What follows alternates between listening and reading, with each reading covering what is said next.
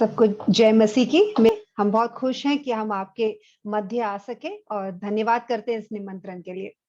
पिता परमेश्वर, इस समय को आपके हाथों में देते हैं, प्रार्थना करते हैं प्रभु आपके वचनों के द्वारा आप हम सब से बातचीत करें। इस प्रार्थना को यीशु मसीह के नाम से मांगते हैं, आमीन।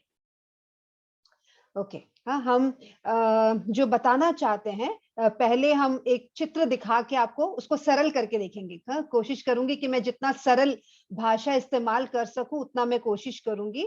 अगर मैं बहुत जल्दी जल्दी बोल रही हूं तो आप लोग कोई भी टोक सकते हैं और मैं अपने गति को धीमे करूंगी। ओके, तो सबसे पहले दिखाई दे रहा है, स्क्रीन दिखाई दे रहा है? या दिखाई दे रहा है। ओके, है ना। तो सबसे पहले हम समझेंगे कि हम बने कैसे हैं।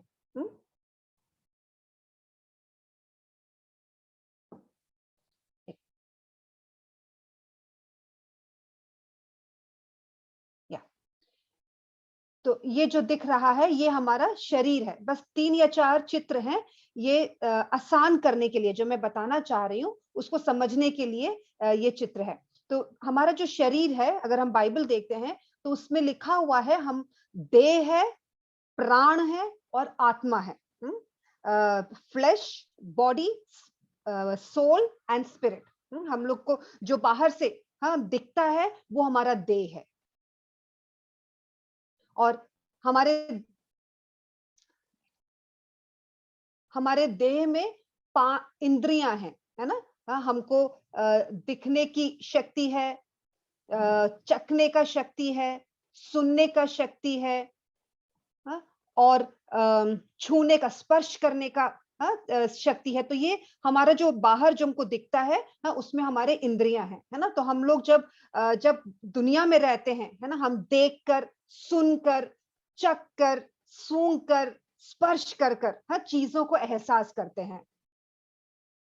तो ये है देह जो हमें बाहर से दिखता है। अब उसके अंदर है हमारा प्राण। तो हम जो हैं असली रूप में ये हम प्राण हैं और हमारा एक देह है। और उसमें 3 चीजें आती हैं। उसमें आता है हमारा मन, हमारी सोचने की शक्ति। तो प्राण में 3 चीजें आती हैं। पहले हमारा मन, सोचने का जो शक्ति है, या जो दिमाग जिसको कहते हैं, हमारी बुद्धि। और दूसरा है हमारा हृदय, जहां से भावना उत्पन्न होती है। और तीसरा है हमारी इच्छा। हम लोग इच्छा करते हैं और फिर कुछ करते हैं ना। तो 3 चीजें, हमारा मन, सोचने की शक्ति, हमारा हृदय जो भावना से भरा हुआ है, और हमारा इच्छा। तो ये हमारा प्राण है। अब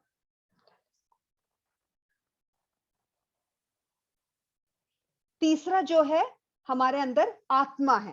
ठीक है, हम लोग 3 चीजों के बने हैं, शरीर, फिर प्राण, और अंदरूनी सबसे जो अंदर का भाग है वो है आत्मा। और वो आत्मा परमेश्वर की आत्मा से जुड़ता है, परमेश्वर की आत्मा से जुड़ता है। ठीक है, इतना इतना समझ में आया ना। अब आगे जाएंगे। तो हमने 3 चीजों को देखा। सबसे पहले हमारा शरीर जो हमको दिखाई देता है, उसके बाद हमारा उसके अंदर है प्राण, जिसमें हमारा मन आता है, जिससे हम सोच विचार करते हैं। हमारा हृदय, जहां से हमारी भावनाएं उत्पन्न होती हैं, गुस्सा आना, खुशी होना, सहानुभूति आना, ये सब हमारे भावनाएं हैं। और तीसरा है इच्छा, हम क्या इच्छा करते हैं। और उसके अंदर है आत्मा। और ये आत्मा है जो परमेश्वर, परम आत्मा, परमेश्वर की आत्मा से जुड़ता है। ठीक है, तो ये हमने देखा कि कैसे यीशु मसीह के क्रूस के द्वारा हम परमेश्वर से जुड़ सके, है ना। पाप के कारण हमारा आत्मा परमेश्वर के आत्मा से दूर हो गया था, वो रिश्ते में रिश्ता टूट गया था। लेकिन यीशु मसीह के द्वारा, जो यीशु मसीह ने हमारे लिए, हमारे पापों के लिए अपनी जान दिया, वो मर गए और जीवित उठे। तो क्रूस के द्वारा हमारे आत्मा से, परमेश्वर की आत्मा और हमारी आत्मा से मिलावट होती है। और जब हम यीशु मसीह को हृदय में स्वीकार करते हैं तो परमेश्वर की आत्मा, पवित्र आत्मा हमारे अंदर आके वास करता है ना। तो हमारे आत्मा के अंदर परमेश्वर की आत्मा वास करती है, ठीक है। तो हम जब इस दुनिया में रहते हैं तो परमेश्वर के साथ हमारा एक रिश्ता जुड़ा हुआ है, पवित्र आत्मा हमारे अंदर रह रही है, लेकिन साथ साथ हमें ये याद रखना है कि हम देह में हैं, है ना। हमारा जो शरीर है, और शरीर को ये जो आपको दिख रहा है शैतान, काले रंग में शैतान है और दुनिया है, ये हमको प्रभावित कर सकती है।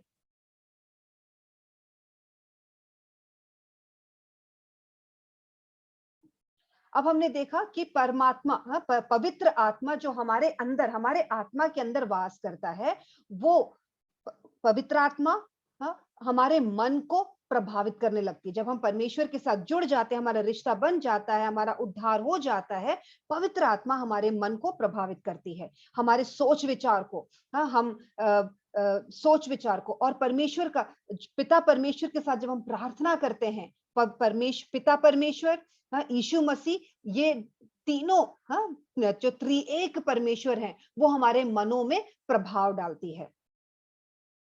और ये क्या दिख रहा है? ये पवित्र शास्त्र, बाइबल, बाइबल, परमेश्वर का वचन जब हम पढ़ते हैं, ये हमारे मन को बदलता है ना। तो हमने देखा कि कैसे ये तीन चीजें प्रभाव करके हमारे मनों को बदल सकता है ना।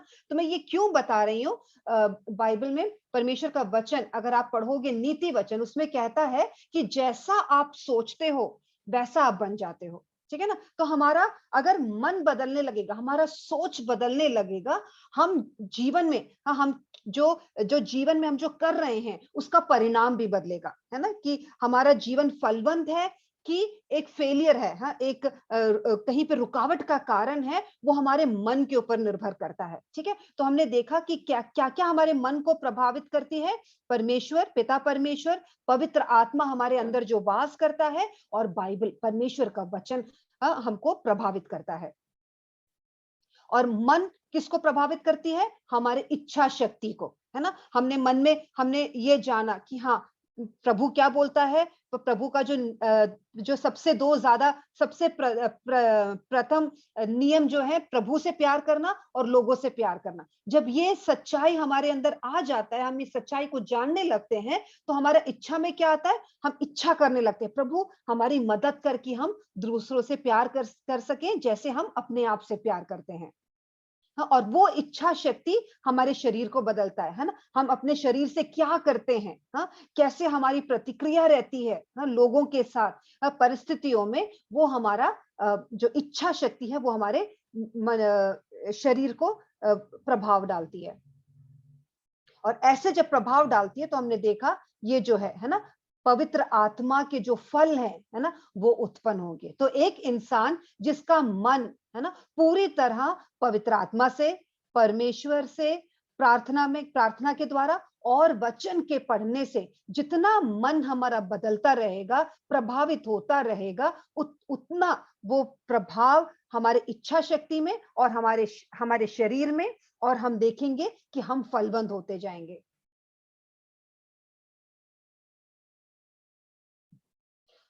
विपरीत, अब हमने देखा कि हम जब यहाँ पे रहते हैं तो हमारा देह है ना, और ये देह के ऊपर शैतान प्रभाव डालता रहता है, और ये दुनिया का जो चकाचौंध है ना, दुनिया का जो पैसा है, जो जो भी हमको दिखता है चकाचौंध दुनिया का, संसार का, वो हमारे शरीर के ऊपर प्रभाव डाल सकता है।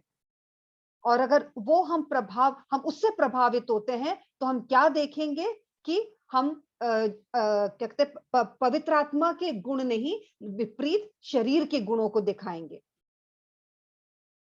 ठीक है ना। ये हमने देखा कि जैसे जो हमारा देह दौड़ता है करने के लिए, है ना, गलत करने के लिए दौड़ता है ना, लोगों से लड़ाई झगड़ा करना, है ना, और गलत काम करने के लिए जो दौड़ता है, वो कहां से आता है? वो देह जो संसार से प्रभावित है और शैतान से प्रभावित है।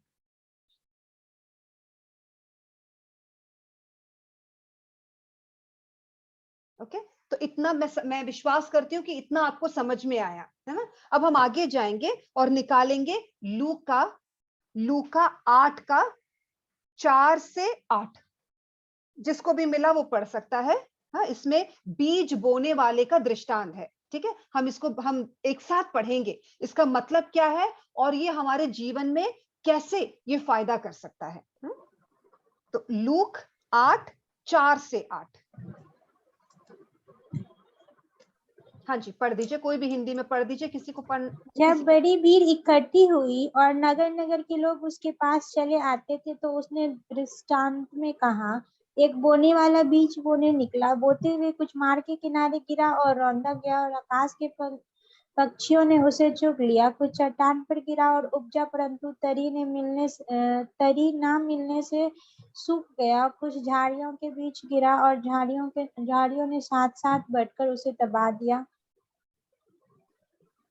और 8, कुछ अच्छी भूमि पर गिरा और उगकर 100 गुना फल लाया। यह कहकर उसने मुझे सबसे कहा, जिसके सुनने के कान हो वह सुन ले। ठीक है ना। तो ये यीशु मसीह ये दृष्टांत हमको सिखाती है, और यीशु मसीह क्या कहते हैं, जिसके सुनने के कान हो वो सुन ले, है ना। सुनने के कान सबके पास है, लेकिन सुनने की इच्छा जो रखता है, उसको समझने की इच्छा जो रखता है, वही समझ पाएगा, है ना। हम इसको पढ़कर, ऊपर ऊपर से पढ़कर हम उसको अनसुना कर सकते हैं, और वो हमारे जीवन में काम नहीं करेगा। हमारे जीवन में कब ये काम करेगा, जब हम ध्यान से इसको सुनेंगे। ठीक है। तो इस दृष्टांत में मैं सोचती हूँ कि यहाँ पे कई लोग किसान होंगे, है ना। हमें नहीं पता इसमें से है कोई किसानी जो करता है, जो किसानी करता है वो इस दृष्टांत को और अच्छे से समझ पाएगा। तो यहाँ पे हम क्या देखते हैं, एक किसान बीज बोने के लिए निकलता है। ठीक है। और बीज जब बोता है तो वो फेंकता है, तो 4 अलग अलग प्रकार के भूमियों पे वो गिरता है। ठीक है। हाँ, एक ही बीज, एक ही प्रकार का बीज, लेकिन 4 अलग अलग भूमियों पे गिरता है, और उसका 4 परिणाम हम देखते हैं। ठीक है ना। 2 परिणाम है, एक है अच्छा फल लाता है, और दूसरा है कि फल नहीं होता है ना। अब कोई, अगर हम लोग खेती करते हैं तो हम क्या चाहते हैं, खेती के समय हम क्या चाहते हैं कि जितना ज्यादा उपज निकल सके, है ना, कितना ज्यादा हमको अनाज मिल सके, हम उसके लिए कोशिश करते हैं। ठीक है। तो हमारे ये दृष्टांत हमारे जीवनों में बहुत मायने रखता है। तो सबसे पहले जो बीज था वो कहां पे गिरा, कोई बता सकता है माइक ऑन करके, पहला बीज कहां पे गिरा। हम लोग एक साथ सीख रहे हैं, मैं सिखा नहीं रही हूं, हम लोग एक साथ वचन से सीखेंगे। पहला बीज कहां पे गिरा, पहला बीज रास्ते में गिरा, है ना। लिखा हुआ देखो, 5 में लिखा हुआ है मार्ग के किनारे गिरा, है ना। रोड के पास में, मार्ग के किनारे गिरा। अब मार्ग के किनारे कौन सा जगह है जहां पे लोग दिन भर चलते फिरते रहते हैं, है कि नहीं, है ना। उस जगह पे जब गिरा तो क्या हुआ, बीज उगा। बताओ कोई अगर कोई नहीं बोलेगा तो मुझे लगेगा कि कोई सुन नहीं रहा है। चिड़िया आके चुग लिया। हाँ, चिड़िया आके चुग लिया। क्यों चिड़िया आके चुग लिया, क्योंकि वो भूमि के अंदर जा नहीं पाया, है ना। तो ये जो लोग चलने वाला जो रास्ता था, जो मार्ग था, जहां पे लोग चलते फिरते रहते थे, वो क्या हो गया था, वो कड़ा हो गया था, है ना। आप जानते हो, आप उसको कल्पना करके देखो, है ना। जो रास्ते में हम रोड के किनारे में जो मिट्टी है, वो मिट्टी कैसे हो जाता है, वो कड़ा हो जाता है ना। तो आप बीज डालोगे तो वो अंदर नहीं जाता है कि नहीं। हाँ, तो वो बीज अंदर नहीं जाता है, जिसकी वजह से वो बाहर ही पड़े रहने से क्या होता है, चिड़िया चुग के ले जाता है। ठीक है। वो पहला बीज, पहला भूमि। हाँ, दूसरा भूमि कहां पे था, चट्टान के ऊपर गिरता है। ठीक है। चट्टान के ऊपर क्या होता है, चट्टान के ऊपर मिट्टी होती है, लेकिन उसका जो परत होता है ना, उसका जो लेयर होता है, परत होता है, वो पतला होता है। ठीक है ना, पतली सी मिट्टी होती है चट्टान के ऊपर। तो वो क्या हुआ, जब बीजा उसके ऊपर गिरा तो एकदम से अच्छे से उगने लगा, है ना। लेकिन नमी ना होने के कारण, है ना, क्या लिखा हुआ है, नमी ना होने के कारण और गहराई ना होने के कारण वो आगे उग नहीं पाया। ठीक है ना। तो थोड़ी देर के बाद क्या हुआ, वो सूख गया।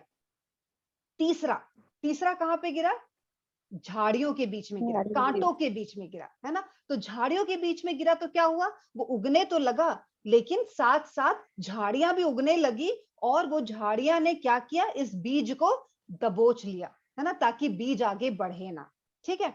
और चौथा बीज कहां पे गिरा, अच्छे भूमि पे गिरा, है ना, जो बहुत ज्यादा, कितना फल लेके आया, कितना फल लेके आया, 10 गुना, 20 गुना, कितना फल लेके आया, 60 100 गुना गुना। 30 गुना। तो कितने लोग हैं यहाँ पे जो 100 गुना फल लाना चाहते हैं अपने जीवन में? सब लोग चाहते हैं? ऐसा कोई है जो नहीं चाहता? ये बताओ, ऐसा कोई है जो फल नहीं लाना चाहता? ना, पक्की बात है कि ऐसा नहीं होगा ना। सब लोग जीवन में क्या चाहते हैं कि हम ज्यादा से ज्यादा फलवंत हो, हमारा जीवन लोगों के लिए और प्रभु के लिए उपयोगी हो, है कि नहीं? मुझे याद है मैं जब बहुत छोटी थी, क्लास 9th में 10th में, मैं पढ़ने में पीछे थी, पढ़ती थी लेकिन मेरे नंबर बहुत अच्छे नहीं आते थे। तो मैं रोज प्रभु से क्या प्रार्थना करती थी, प्रभु मेरी मदद कर ताकि मेरा जीवन व्यर्थ ना हो जाए, है ना, मेरा जीवन वेस्ट ना हो। मैं अपने जीवन से कुछ करना चाहती हूँ और जीवन में मेरे द्वारा मैं चाहती हूँ कि लोग आशीषित पाए, है ना। हम लोग सबकी चाहत ये है और प्रभु ने कृपा की, अगर आज मैं डॉक्टर हूं तो वो प्रभु की कृपा है। मुझे पता है ना मेरी बुद्धि या मेरी समझ या मेरी पढ़ाई नहीं, है ना। जब मैंने प्रार्थना किया, प्रभु मेरे जीवन को व्यर्थ ना होने दे, मेरी मदद कर, मुझे बुद्धि दे, जब मैंने ऐसा प्रार्थना किया, परमेश्वर मेरी मदद करने लगा। परमेश्वर मेरे को पढ़ने के लिए, मेहनत करने के लिए मेरे अंदर इच्छा डाली, मेहनत करने का मेरे अंदर ताकत डाला, और बुद्धि खोल के दिया ताकि चीजें जो मैं पढ़ती हूँ वो समझ सके, है ना। नीति वचन 3 का 5 और 6 में लिखा हुआ है, तू अपनी समझ का सहारा नहीं लेना, वरन हर चीज जो हम करते हैं परमेश्वर के हाथों में समर्पित करते हुए करना, है ना। जब हम परमेश्वर के हाथों में समर्पित करते हुए हर चीज को करते हैं, वायदा क्या है? प्रभु कहता है तुम्हारे रास्ते को मैं सीधा बना दूंगा, है ना। अगर है यहाँ पे कोई जिसका टेढ़ा मेढ़ा मार्ग है, मेरा मार्ग ऐसे ही था, है ना। मैं बहुत पढ़ती थी, कोशिश करती थी, नंबर नहीं आते थे, बहुत उलझी रहती थी, बहुत उलझन था मेरे जीवन में, हर चीज में टेंशन करती थी, है ना। लेकिन ऐसा कोई है तो मेरे लिए, जो परमेश्वर ने मेरे से जो बात की, यही वचन है, नीति वचन 3 का 5 और 6, है ना। सब कुछ जो तुम करते हो परमेश्वर के हाथ में समर्पित कर दो और परमेश्वर हर चीज को सीधा मार्ग करेगा। आज ही का मैं उदाहरण आपको बताती हूँ। आज मैं अस्पताल गई, मेरा बीच में 1 घंटे का ब्रेक है ना। और मैंने कभी सोचा नहीं था कि मैं इस समय आ पाऊंगी। साधारण मैं 3 बजे, 4 बजे या 5 बजे पहुंचती हूँ, लेकिन मैंने बोल रखा था कि मैं परमेश्वर का वचन सिखाने का मौका मिलता है तो मैं छोड़ना नहीं चाहती हूँ। तो मैंने विश्वास के साथ बोला मैं करूंगी, है ना। और एक डिलीवरी था जिसका डिलीवरी होना था, और 12 बजे तक वो हुआ नहीं। मैंने, प्रभु मुझे निकलना है, 2:30 बजे मेरे को लॉग इन करना है, मैं कैसे करूंगी? प्रभु ने बोला चिंता नहीं कर, मैं करवाऊंगा। और आप विश्वास नहीं करोगे, मैंने सोचा था कि 1:30 बजे मुझे घर से अस्पताल से ड्राइव करना है, तभी मैं आधे घंटे में घर पहुंचूंगी, 2 बजे पहुंचूंगी, आधे घंटे में मैं प्रिपेयर करूंगी और बात करूंगी, है ना। 1:30 बजे एग्जैक्ट वो डिलीवरी खत्म हो गया और मैं एकदम फ्री हो गई कि मैं वहां से निकल पाई, है ना। तो हम जब एक एक छोटा काम हो, बड़ा काम हो, घर में कुछ करते हैं, हर चीज को जब हम परमेश्वर के हाथों में समर्पित करते हुए करते हैं, परमेश्वर उसको सीधा करता है, ठीक है ना। तो हमने देखा बीज, तो बीज एक ही प्रकार का बीज है ना, अलग अलग प्रकार का बीज नहीं है, बीज एक ही है, लेकिन जो भूमि जहां पे गिरा वो अलग अलग है। अब ये इसका अर्थ क्या है हम इसको समझेंगे। पढ़िए 11 से 15 तक कोई पढ़ दीजिए प्लीज। लूका का अर्थ ये है, बीज परमेश्वर का वचन है। 12, मार्ग के किनारे के वो है जिन्होंने सुना, तब शैतान आकर उनके मन से वचन उठा ले जाता है कि कहीं ऐसा ना हो कि वे विश्वास करके उद्धार पाए। ठीक है, बस यहीं पे बेटा बंद कर लो।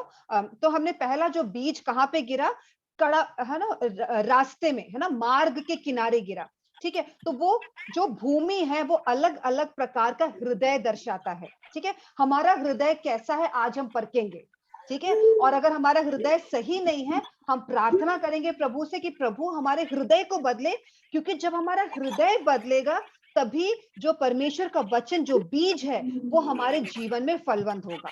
समझ में आ रहा है? ठीक है। तो पहला जो भूमि है, पहला जो, म्यूट कर लीजिए, हाँ,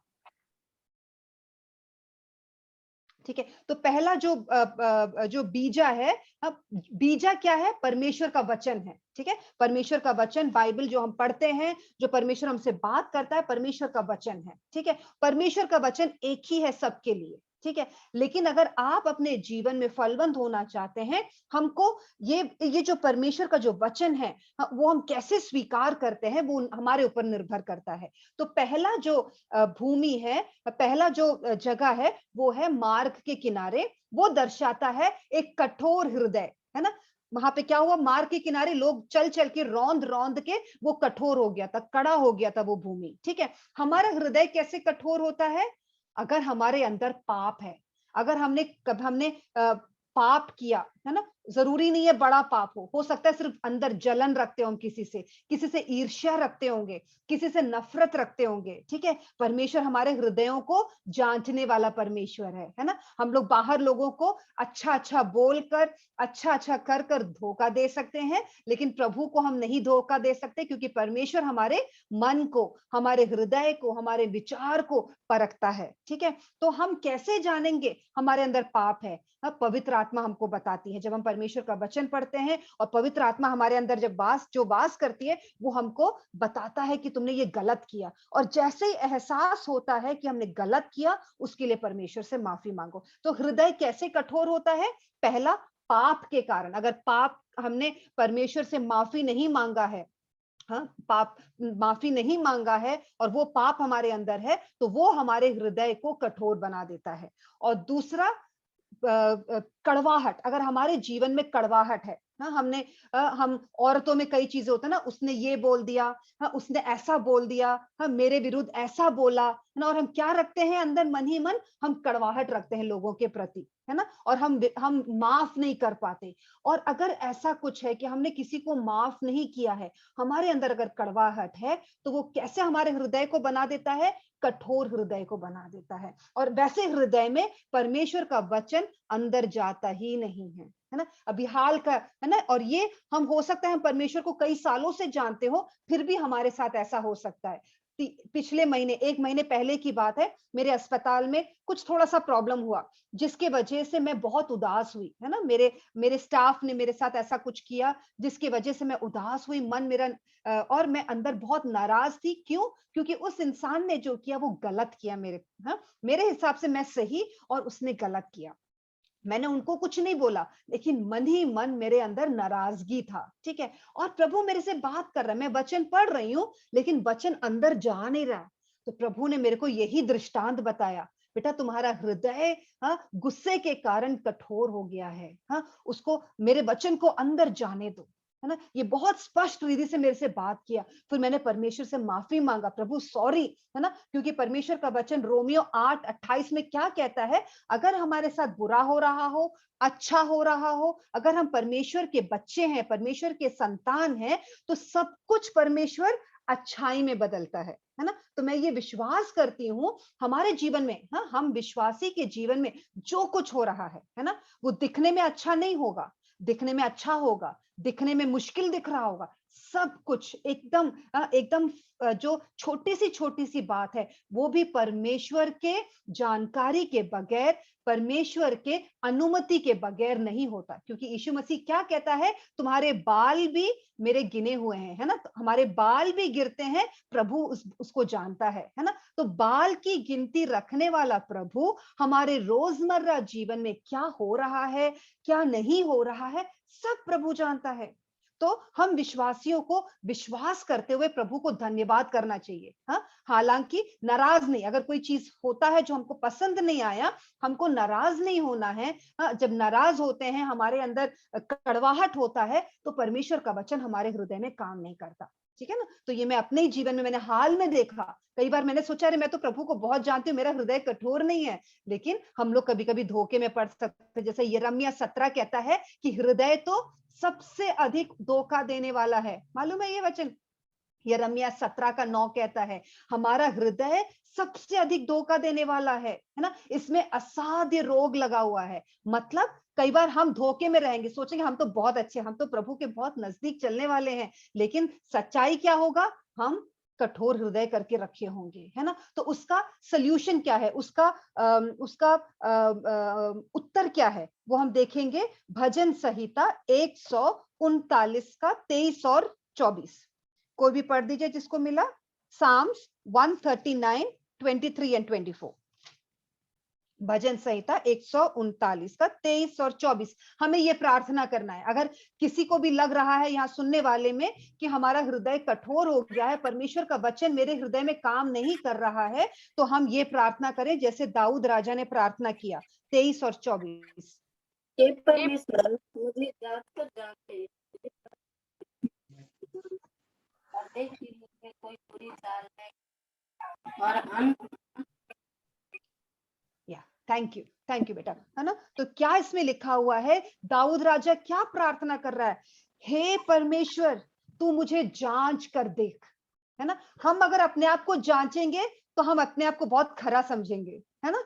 हमको नहीं जांचना है, किसको जांचना है, हमको प्रार्थना करना है, प्रभु आप जांचो मेरे हृदय को, हाँ, मेरे उद्देश्यों को, मेरे कार्यों को प्रभु आप जांचो, और अगर कोई गलती है मुझे परख कर मेरी चिंताओं को देखो, मैं क्या सोच रही हूँ, जब मैं अकेली रहती हूँ, जब मैं अकेली कमरे में हूँ, मेरा सोच विचार सही है गलत है ना। हम प्रार्थना करें दाऊद के साथ, मुझे परख कर तेरी मेरी चिंताओं को जान ले और देख मुझ में कोई बुरी चाल तो नहीं और मुझे अनंत के मार्ग में चला। ठीक है, तो कठोर हृदय का सॉल्यूशन क्या है, उसका उत्तर क्या है, कि हम परमेश्वर से माफी मांगे और परमेश्वर से बोले कि हमको परखे और हमको अनंत मार्ग में, सही मार्ग में हमको लेके जाए। तो ये हुआ पहला हृदय, ठीक है, जो अपने हृदय को कठोर कर लिया है पाप के कारण और कड़वाहट के कारण, अनफॉरगिवनेस के कारण।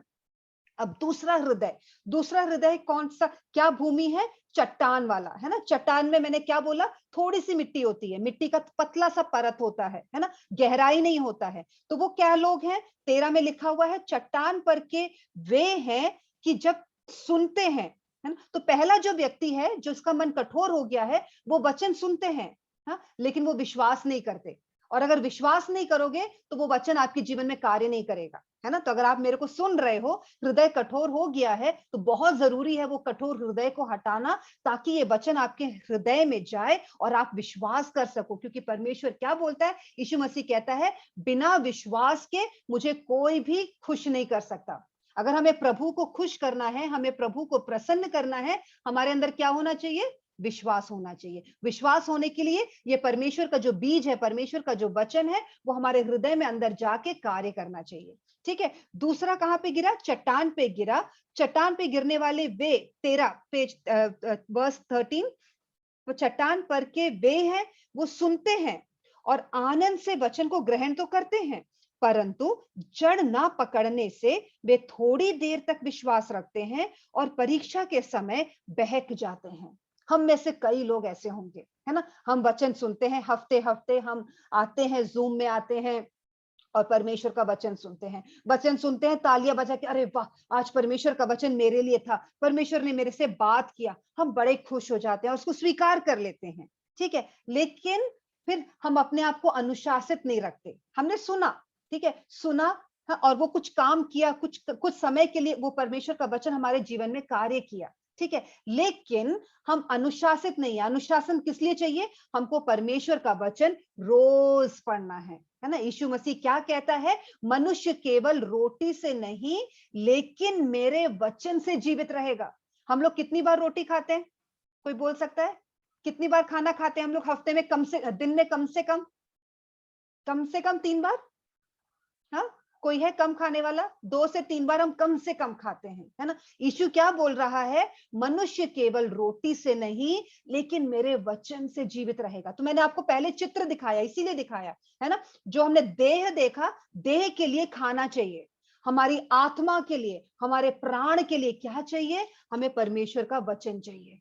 हाँ, परमेश्वर के वचन से हमारी आत्मा और हमारा प्राण जीवित रहता है ना। और जैसे अगर हम एक समय खाना नहीं खाए, सोच खा के देखो, आप दोपहर को खाना नहीं खाओ, आपको शाम को क्या लगता है, आप थक जाते हो ना, थकान लगता है। 2 टाइम आप नहीं खाओगे, ज्यादा थकान लगेगा। 2 दिन नहीं खाओगे तो आप बीमार पड़ जाते हो। क्यों, क्योंकि आपके शरीर कमजोर हो जाता है। तो सोचो, अगर हम परमेश्वर का वचन नहीं खाते हैं, परमेश्वर का वचन अनुशासित होके नहीं उसको पढ़ते हैं, तो क्या होगा, हमारा अंदर की जो मनुष्य है, हमारा आत्मा, हमारा प्राण कमजोर पड़ जाएगा, है ना। यहोशू 1:8 कोई पढ़ दीजिए, जोशुआ 1:8।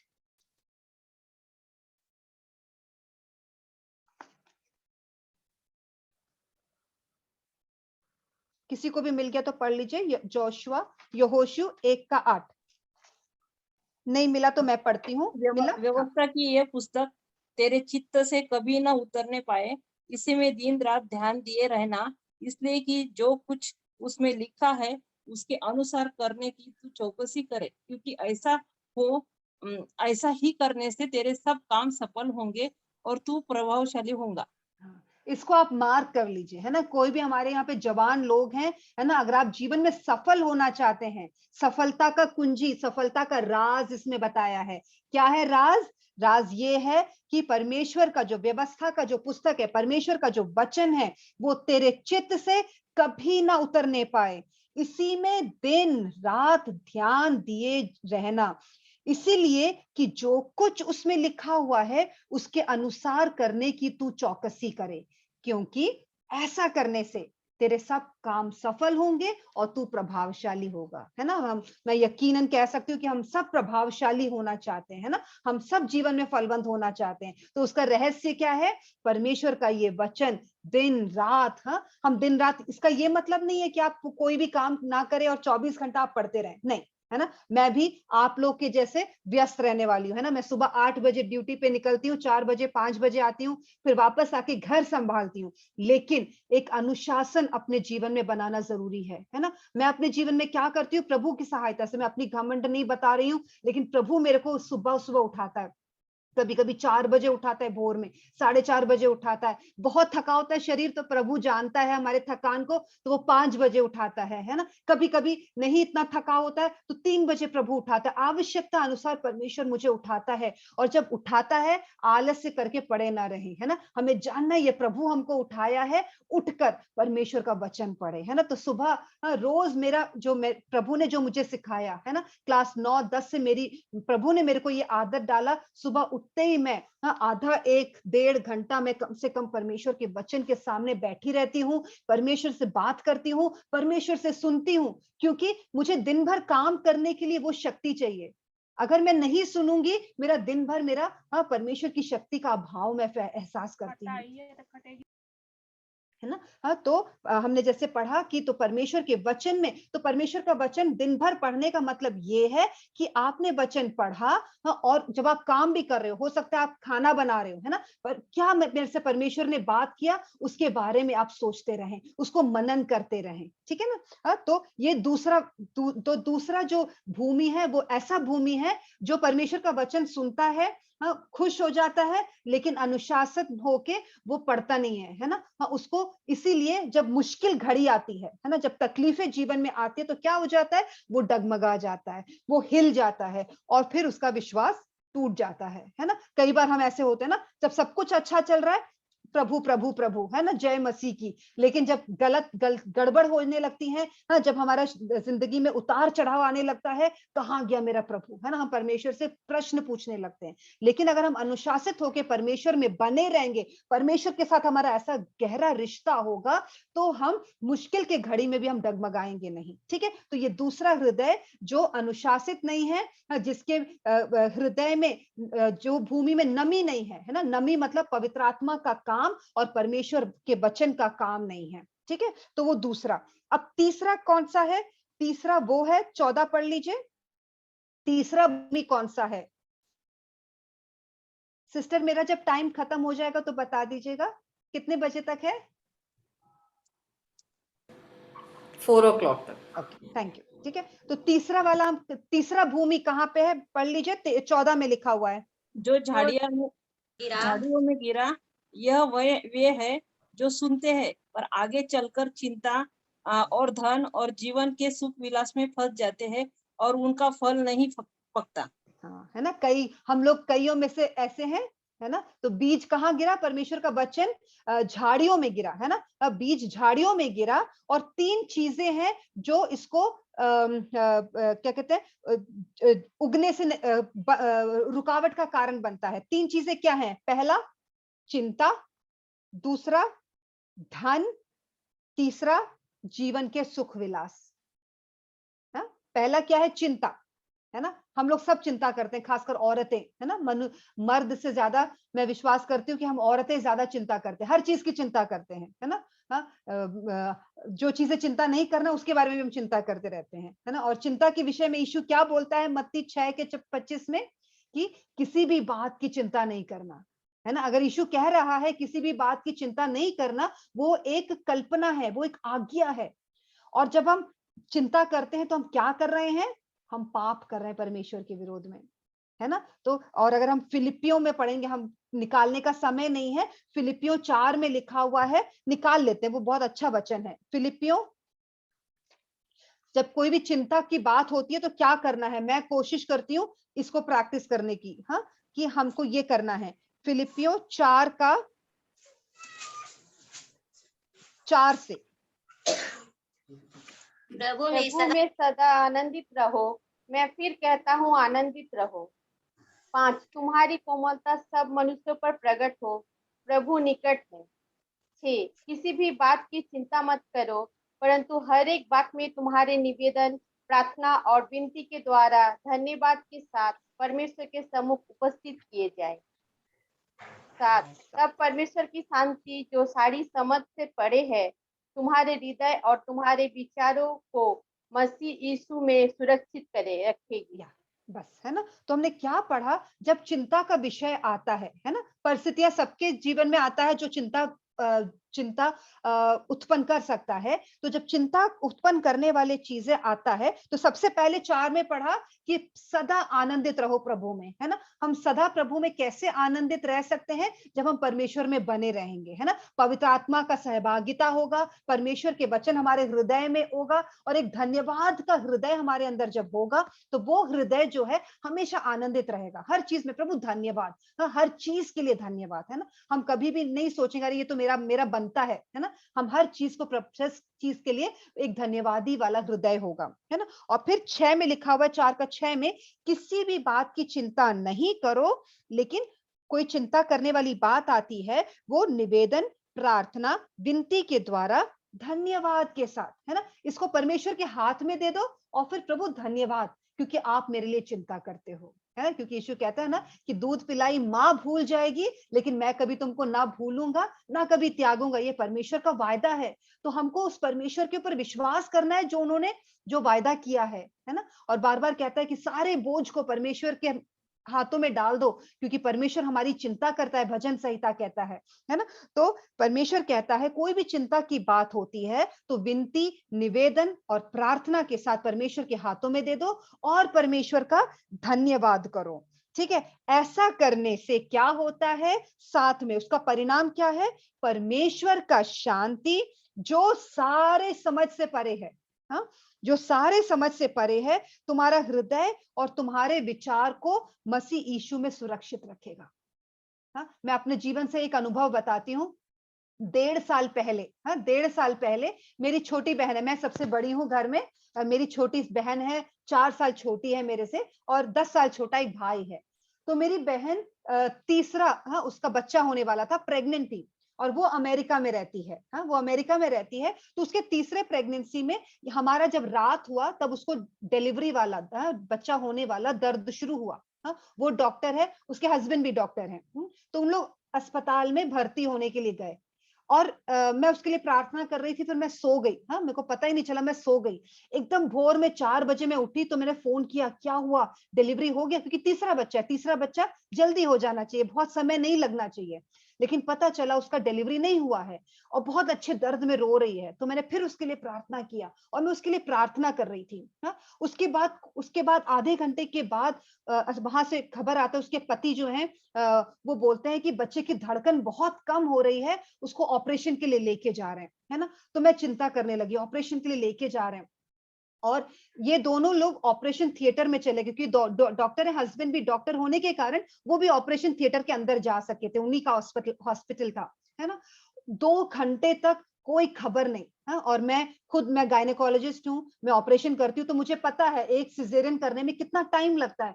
तो मैंने वो सब समय अंदाज करके देखा, तो समय पार हो गया है, मुझे कोई वहां से खबर नहीं आ रही है। और हम वहां पे उनके फ्रेंड्स का किसी का नंबर मेरे पास नहीं है जहां मैं पता कर सकूं मेरी बहन कैसी है ना। 2 घंटा 2.5 घंटा तक कोई खबर नहीं आया। 2.5 घंटे के बाद सुबह सुबह यहाँ पे 6:30 7 बज रहा था, मेरे बच्चों का एग्जाम था और मेरे हस्बैंड बच्चों को लेके स्कूल गए हुए थे स्कूल छोड़ने के लिए। तो सुबह भोर में 7 बजे मेरे बहन के पति का फोन आता है, कहते हैं कि मेरी बहन बहुत बीमार है, उसको ब्लीडिंग हो रहा है, बहुत ज्यादा खून बह रहा है और यहाँ पे डॉक्टर लोग उस खून को रोक नहीं पा रहे हैं। आप सोच सकते हो मेरे ऊपर क्या बीती होगी, है ना। मैं खुद जानती हूँ कैसा होता है। हाँ, और उसको उसका नस नहीं मिल रहा है, बीपी नहीं मिल रहा है, उसको जहां पे जिस अस्पताल में है वहां से हेलीकॉप्टर से दूसरे जगह लेके जा रहे, बड़ा अस्पताल में लेके जा रहे क्योंकि उसका जान खतरे में है। तो आप सोच सकते हो मेरी बहन जिससे मैं बहुत प्यार करती हूँ, मेरा हालत क्या हुआ होगा, है ना। मैं डर गई। हाँ, पहली बार मेरे जीवन में ऐसा हुआ जो मेरा बहुत करीब का, हाँ, मरने के हाल में पहुंचा है ना। तो मैं बहुत घबराई। हाँ, और मैं कमरे में गई, बच्चों के कमरे में तुरंत गई और बंद करके मैं रोने लगी। मेरे अंदर से कुछ भी शब्द नहीं निकल रहा है, रो रही हूँ, प्रभु प्रभु बचा लो मेरी बहन को बचा लो करके मैं रो रही हूँ। और मेरे बच्चों का वहां पे बाइबल पड़ा हुआ था। हाँ, बाइबल रखा हुआ था। हाँ, वो उसको मैंने खोला। हाँ, और मैं वचन तो खोली लेकिन मेरे टेंशन के कारण मैं इतनी डरी हुई थी कि परमेश्वर का वचन मेरे अंदर जा नहीं रहा है और मैं पढ़ रही हूँ। हाँ, और जो मेरा खुला वो निकला भजन संहिता 102 का आखिरी पद, है ना। मैं क्या बता रही हूँ कि परमेश्वर हमारे जीवन में कैसे कार्य करता है ना। एक डर का वातावरण जहां मेरी जो बहन है जो वो बहुत बीमार है, ऐसे समय में परमेश्वर मेरे से बात करने की कोशिश कर रहा है। तो मैंने जब बाइबल खोला तो भजन संहिता 102 का आखिरी वर्स आपको निकाल सकते हो तो निकाल के पढ़ सकते हो कि कैसे प्रभु बात करता है। भजन संहिता 102 का आखिरी पद, ये प्रभु ने मेरे से उस समय बात किया। तेरे दासों की संतान बनी रहेंगी और उनका वंश तेरे सामने स्थिर रहेगा। हाँ, है ना। तो मेरे जो मम्मी पापा हैं वो परमेश्वर के दास हैं,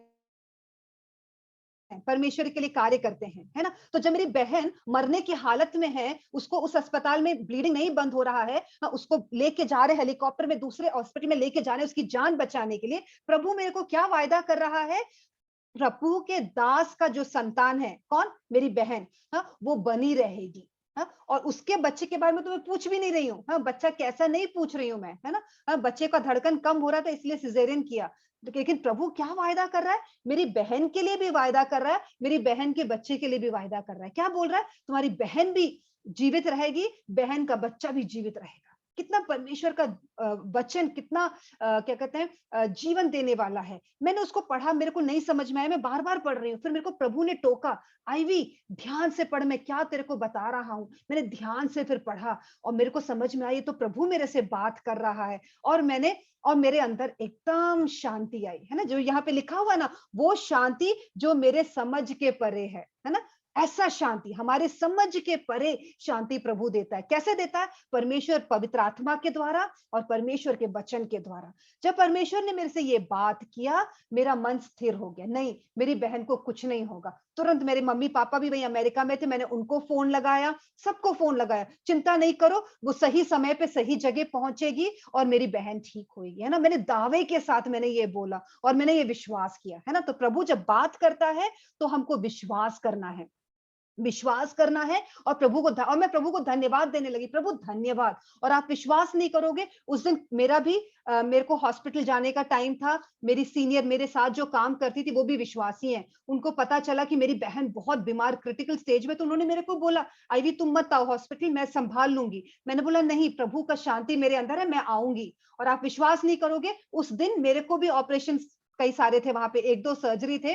मैंने बिना कोई चिंता के, बिना कोई टेंशन के मैं सारे सर्जरीज कर पाई। और सर्जरी करते समय मैं जब ऑपरेशन कर रही थी, मैं अपने जो मेरे साथ काम करते हैं, मेरे स्टाफ जो मेरे नर्सेज हैं, वो विश्वासी नहीं है, मैं उनको समझा रही हूँ प्रभु ने मेरे से कैसे बात किया। मेरी बहन का मुझे नहीं पता क्या हाल हुआ है क्योंकि वहां से नहीं खबर आया, अभी भी बीमार है। लेकिन उनको मैंने बोला प्रभु ने मेरे को ये वायदा किया है और मेरे अंदर बहुत सुख शांति है क्योंकि मेरी बहन जी जाएगी। और आप विश्वास नहीं करोगे, 1-1.5 घंटे के बाद फोन आता है कि मेरी बहन का जो ब्लीडिंग है जो खून बह रहा था वो रुक गया और वो एकदम ठीक है। ब्लड चढ़ाने की जरूरत पड़ी लेकिन उसका जान बच गया, वो भी ठीक है, और उसका एक बेटा है वो भी ठीक है आज के दिन पे, है ना। तो मैं क्या बताना चाहती हूँ, जो यहाँ पे लिखा हुआ है, परमेश्वर का शांति जो सारे समझ से परे है, वो हमारे हृदय को, है ना, सुरक्षित रखेगा, है ना। तो जब परमेश्वर बात करता है हमको विश्वास करना है। तो ये हमने क्या देखा, जो तीसरा जो हृदय है वो विचलित होने वाला हृदय,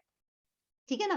कैसे विचलित होता है, तीन चीजें हैं। हाँ, एक है चिंता के कारण, हाँ, दूसरा है धन का जो मोह है, हमको धन, हाँ, हमें धन चाहिए, हमको और पैसा बनाना है। कई लोग हम जानते हैं, है ना, मेरे प्रोफेशन में अगर डॉक्टर बोले या कोई भी, है ना, एक्स्ट्रा काम करते हैं, क्या सोच के कि और धन मिले, और धन मिले, है ना। और हम क्या करते हैं, हमको जो परमेश्वर के साथ जो में समय देना है वो हम दे नहीं पाते, है ना। धन का मोह, चिंता, और तीसरा क्या है, जीवन का सुख विलास, है ना। अभी सबके पास मोबाइल फोन है ना। मोबाइल में हम लोग गेम्स खेलते रहते हैं, वीडियो देखते रहते हैं। ये सब क्या है, ये जीवन का सुख विलास है। और ये क्या करता है, परमेश्वर के वचन को उगने नहीं देता है ना। क्या होता है, परमेश्वर जो बीज है वो जाता है झाड़ियों के बीच में, उगने लगता है ना, काम करने लगता है, लेकिन ये जो चिंता है, सुख विलास है, ये उस वचन को कुचल देता है ना। और वचन फिर आगे प्रभावशाली नहीं हो पाता, वो बढ़ नहीं पाता है।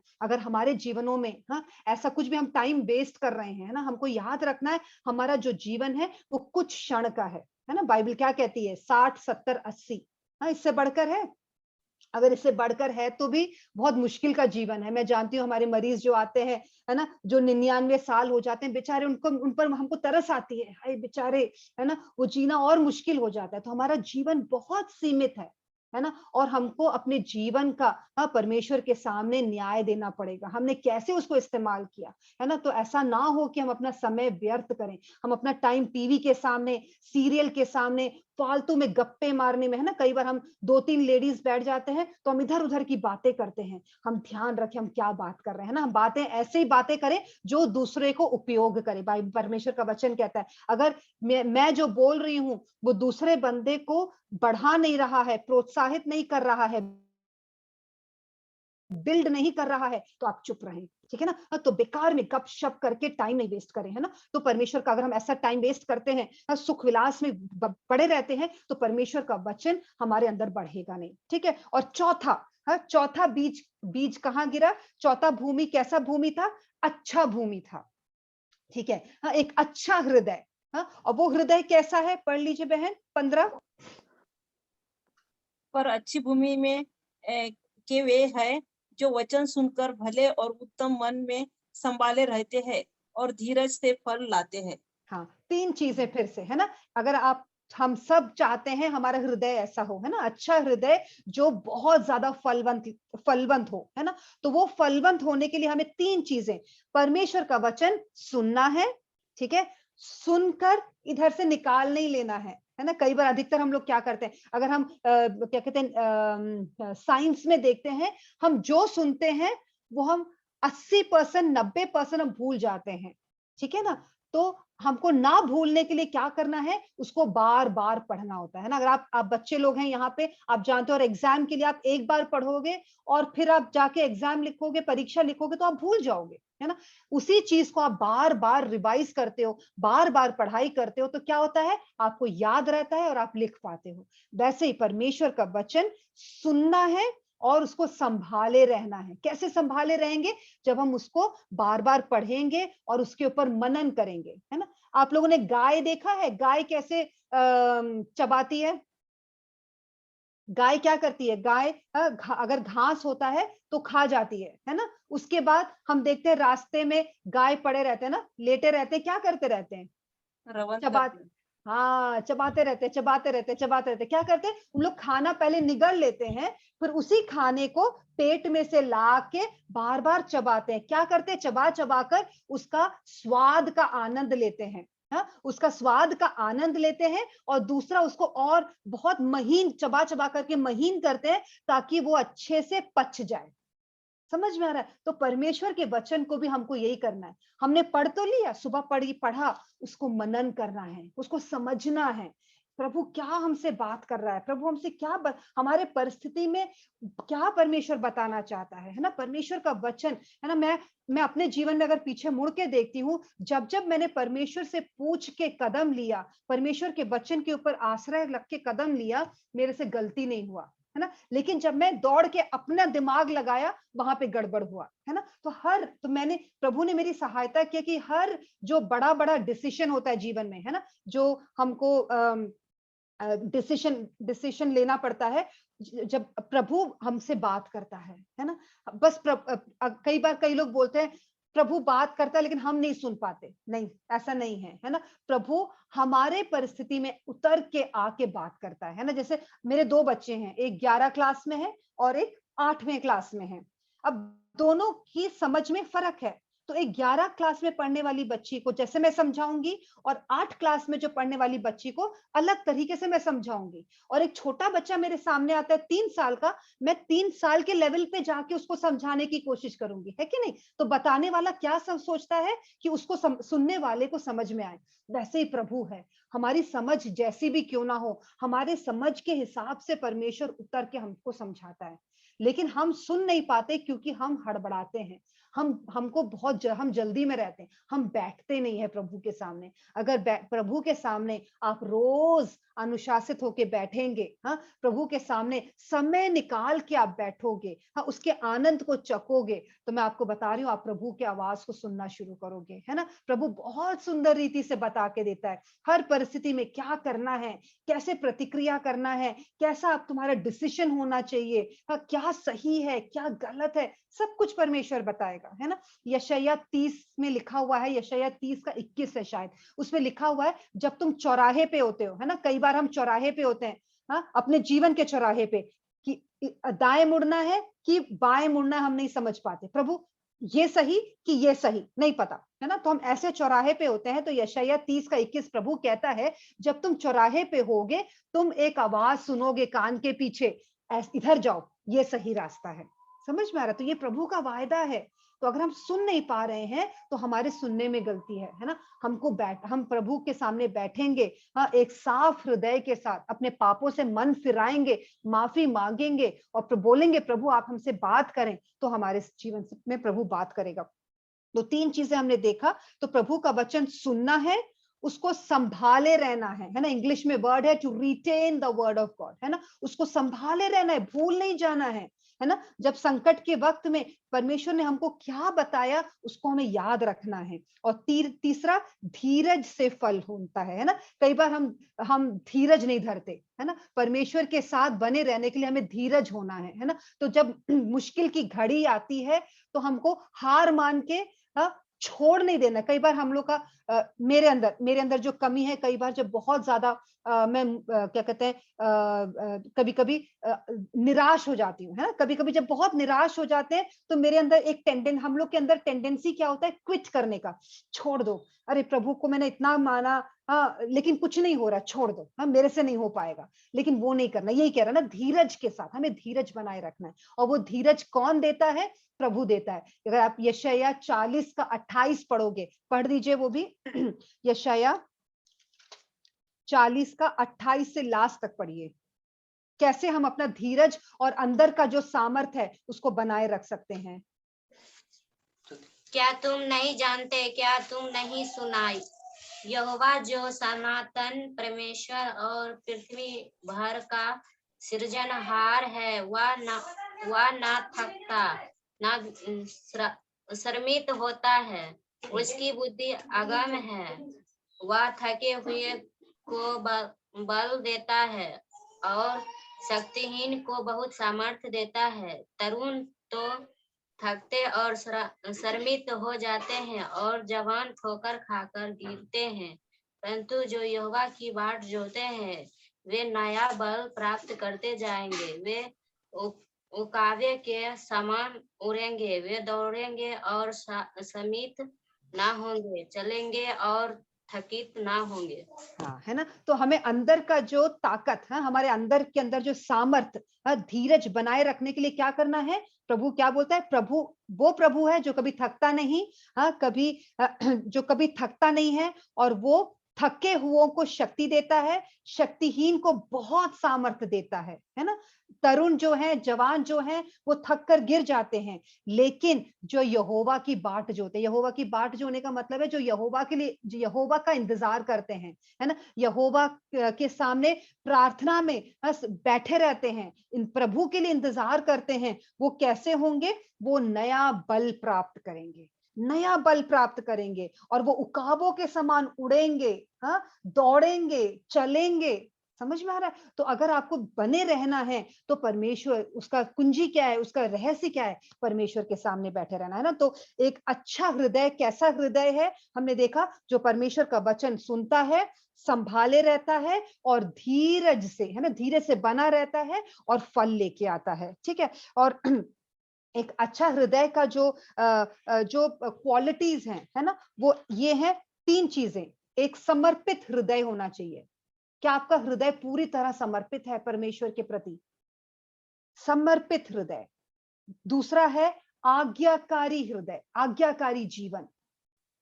क्या परमेश्वर जो बोलता है वो आप आज्ञा पालन करने के लिए तैयार हो, भले वो मेरे को अच्छा नहीं लगे, है? और तीसरा, हमें विश्वास करना है ना। तो 3 गुण हम एक अच्छा भूमि का या अच्छा हृदय का जो गुण क्या हम देखते हैं? एक सरेंडर्ड हार्ट, एक समर्पित हृदय, आज्ञाकारी हृदय, और एक विश्वास करने वाला हृदय। ठीक है। ये कैसे बनता है? परमेश्वर का वचन सुनने से, परमेश्वर का वचन संभाले रहने से, और धीरज में बने रहने से। क्या होता है हमारे जीवन में? एक समर्पित हृदय होता है, एक आज्ञाकारी हृदय होता है, और एक विश्वास करने वाला हृदय होता है ना। मुझे याद है, हम जब पहले इस अस्पताल में हम जब जहाँ काम कर रहे हैं, पहले हम यूपी में थे। यूपी में लखनऊ के पास सीतापुर नामक एक जगह है ना। तो वहां पे हमारे घर में परमेश्वर की आराधना होती थी, है ना। और दूर दूर से लोग आते थे, ज्यादा लोग नहीं थे, छोटा सा एक झुंड था, 10-15 लोग थे, है ना। तो लेकिन जब संडे वापस जाते थे तो दोपहर हो जाता था, 12-1 बज जाता था, और उन लोग क्योंकि दूर दूर से आते थे, घर पहुंचते पहुंचते 1:30 बज जाता था, है ना। तो मुझे पहली बार बुरा लगा कि अरे बेचारे भूखे जा रहे हैं, हाँ, लेकिन वहां पे ना कोई आसपास होटल वगैरह कुछ भी नहीं है कि मैं मंगा के उनको खिला सकूं। तो अगर उनको खिलाने का मैं इच्छा रखती हूँ तो मुझे खुद बनाना पड़ेगा, है ना, हमारे घर में बनाना पड़ेगा और खिलाना पड़ेगा, है ना। तो मैंने बहुत सोचा कि नहीं, कैसे खिलाएंगे, क्योंकि कभी कभी मेरा ड्यूटी पड़ जाता है तो मैं कैसे खाना बनाऊंगी, है ना। और अगर एक संडे मैंने खिलाया तो फिर मतलब आदत हो जाएगी, फिर सब लोग एक्सपेक्ट करते हुए आएंगे। तो मैंने बहुत सोचा और मैंने प्रभु से प्रार्थना किया, प्रभु मैं क्या करूं, है ना। तो प्रभु ने, पता है कैसे बात की, कैसे प्रभु बात करता है जब हमको नहीं समझ में आता है। प्रभु ने प्रेरितों के काम से बताया कि देना लेने से धन्य है। ठीक है। तो प्रभु क्या बोला? हाँ? देना लेने से धन्य है। तो मतलब प्रभु क्या बोल रहा है? तुम दो। हाँ, अगर तुमको लगता है कि उन लोग भूखे जा रहे हैं, हाँ, उन लोग दूर दूर से आ रहे हैं, गरीब गरीब गांव के लोग थे, उनको खिलाओ तुम। तो मैंने प्रभु से बोला, प्रभु इसका कैसे व्यवस्था होगा, क्योंकि मैं तो बिजी रहती हूँ, मैं हफ्ते में बिजी रहती हूँ, थोड़ा सा मेरे को आराम मिलता है संडे को। तो प्रभु ने बोला वो मैं व्यवस्था करूंगा, तुम विश्वास करो। ठीक है। और आप विश्वास नहीं करोगे, 2 साल हमारे घर में प्रार्थना हुआ, और 2 साल में हर संडे हम खाना खिला पाए लोगों को, हाँ, और बड़े चाव के साथ लोग इकट्ठा होके, हाँ, एक अच्छी संगति था और खाना था, है ना। लोग सब परमेश्वर में बढ़े, है ना। और वो खिलाने के लिए, बनाने के लिए मुझे मेहनत नहीं करना पड़ा। मेरे पास एक क्या कहते हैं, मेरे अस्पताल में काम करने वाली एक औरत थी, उसको पैसे की जरूरत थी, तो मेरे से आके बोली, दीदी मेरे को नौकरी दे दो। तो मेरे पास ऑलरेडी एक काम करने के लिए एक लड़की थी, हाँ, लेकिन उसके लिए भी नौकरी हो गया। वो संडे के संडे आती थी, खाना बनाती थी इतने सारे लोगों के लिए, और हम लोग एंजॉय करते थे, है ना। तो और मैंने क्या एहसास किया, 2 साल के अंत में मैं ज्यादा धन्य हुई, है ना। It's more blessed to give than to receive, है ना। तो क्या कभी कभी मन नहीं करेगा, अरे प्रभु, है ना, शक आएगा, अगर हम नहीं कर पाएंगे तो क्या होगा। लेकिन जब प्रभु हमसे बात करता है, हमें पूरी तरह विश्वास करना है। और एक और वचन हमें याद है, जब हम पहला अस्पताल, वो भी हम तब बनारस के पास रहते थे, हाँ, वो एक बहुत बिछड़ा इलाका था, गांव श्रेष्ठ क्षेत्र था, वहां पे अच्छे स्कूल नहीं थे, हाँ, और मेरे बच्चे, बड़ी वाली बेटी पढ़ाई में थोड़ा कमजोर थी। तो मेरे मन में ये था, जब यहाँ का खत्म होगा, 8 साल मैंने वहां पे काम किया, तो जब दूसरे जगह दूसरे अस्पताल जाएंगे, तो मैं प्रार्थना कर रही थी, प्रभु मुझे शहर में लेके जाओ ताकि बच्चों की पढ़ाई में प्रॉब्लम ना आए। लेकिन प्रभु बोला सीतापुर जाने के लिए। सीतापुर भी बिछड़ा हुआ इलाका है, वो शहर नहीं है। मैंने बोला प्रभु वहां पे स्कूल नहीं है। तो प्रभु ने पता है क्या बात किया, यशायाह 54 को हिंदी में क्या बोलते हैं मेरे को नहीं पता, 54 का 13, उसमें क्या लिखा हुआ है, परमेश्वर ने बोला तुम्हारे बच्चे यहोवा के सिखाए जाएंगे, है ना। तो जब मैं प्रभु मेरे को बोल रहा सीतापुर जाने के लिए और मैं प्रभु को बोल रही प्रभु बच्चों की पढ़ाई क्या होगा, तो प्रभु ने क्या बोला कि तुम्हारे बच्चों को मैं सिखाऊंगा, तू उसकी चिंता नहीं कर। तो मेरे पास अवसर क्या है, या तो मैं उसको विश्वास करके परमेश्वर का आज्ञा पालन करूं या फिर चिंता करके अपना मन मर्जी करूं। नहीं, मैं तो शहर में जाऊंगी जहां पे अच्छा स्कूल है ना। आप विश्वास नहीं करोगे, सीतापुर गए 5 साल हम वहां पे रहे, है ना, और पढ़ाई के मामले में मेरे बच्चों में कोई कमी नहीं है। भले ही हम लोग गांव में रहे इतने साल, कई हमारे फ्रेंड्स थे, उन्होंने बोला कि तुम्हारे बच्चे ऐसे छोटे छोटे स्कूल में पढ़ रहे हैं। आप विश्वास नहीं करोगे, सही समय पे प्रभु हमको वापस केरल में लेके आया। मेरी बड़ी बेटी 10 पास की है और उसको 96.6% में से पास हुई है ना। तो किसका हाथ है, प्रभु का हाथ है। जब प्रभु बोलता है तुम्हारे बच्चों को मैं सिखाऊंगा, तू चिंता नहीं कर, तू मेरा जो मैं बोल रहा हूं तो उसका आज्ञा पालन कर, है ना। तो हमारा हृदय कैसा होना चाहिए, है ना। मैं भी सीख रही हूँ, ऐसा नहीं है कि मैं सब कुछ सीख के मैं सिद्ध हो गई हूँ, नहीं, मेरे में बहुत भूल चूक है, लेकिन प्रभु की दया से परमेश्वर मदद करता है और प्रभु का अनुग्रह है कि हम प्रभु में बने रहते हैं और प्रभु हमको बढ़ाता रहता है। तो एक समर्पित हृदय होना चाहिए, आज्ञाकारी हृदय होना चाहिए और परमेश्वर के ऊपर पूरी तरह आप विश्वास करना सीखो, है ना। तो मैं यहीं पे समाप्त करूंगी। तो हमने देखा बीज एक ही है, परमेश्वर का वचन एक ही है, लेकिन 4 अलग अलग प्रकार का भूमि। मैं सारांश में जल्दी से बता रही हूँ। पहला भूमि कठोर हृदय। अगर किसी का हृदय कठोर है पाप के कारण या कड़वाहट के कारण, तो परमेश्वर से माफी मांगे, लोगों को आप माफ करें और परमेश्वर का वचन जिंदगी में कार्य करने का अवसर दें। दूसरा, क्या कहते हैं, अनुशासन ना होने के कारण परमेश्वर का वचन हम रोज नहीं पढ़ते हैं, जिसके कारण, है ना, हम ऊपरी हम बाहर बस ऊपर रह जाते हैं, हम गहराई में नहीं जा पाते, है ना। अगर आप भजन संहिता 1 पढ़ोगे, वो भी निकाल के बंद करेंगे, भजन संहिता 1 Psalms 1, भजन संहिता 1